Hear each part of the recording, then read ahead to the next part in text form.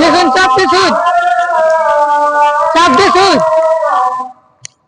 সম্মানিত দর্শক বন্ধু, আমি আজ চলে আসছি শ্রীপুর রোডের সেই কাঙ্ক্ষিত মসজিদে। দেখতে পাচ্ছি মসজিদের সামনে আমি দাঁড়িয়ে আছি।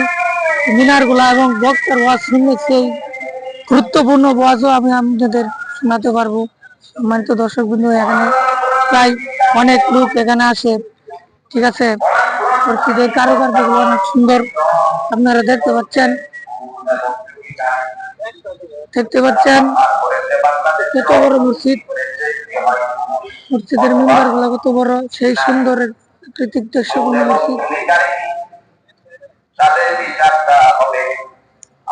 সুন্দর একটা মসজিদ।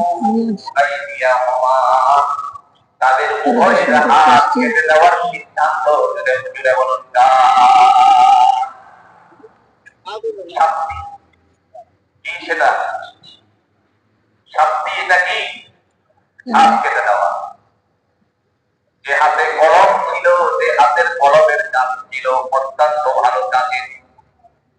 কোরআন হাকিম যদি আপনি খুলেন, এই যে আপনার ঘরের কোরআন, মাহমুদের কোরআন যেটা আপনার ঘরে এসেছে, এই কোরআনটা যদি খুলেন, একটা সূরা খুলে পাবেন যার নাম হলো সূরাতুল কলম।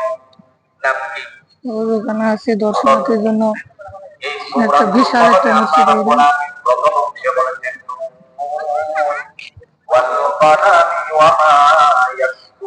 এখন ওজুখানা চলে যাচ্ছি। কলমে কিসের?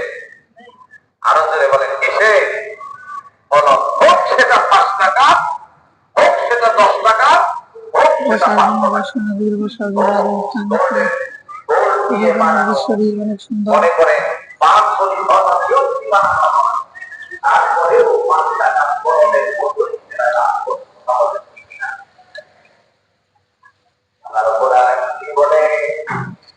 এই জগতের মানুষেরা, আমি আল্লাহর পক্ষ থেকে তোমাদের জন্য পায়খানা করে দিয়েছি। আমার যেসব আছে আমি শপথ গ্রহণ করেছি, এখন আমি বক্তার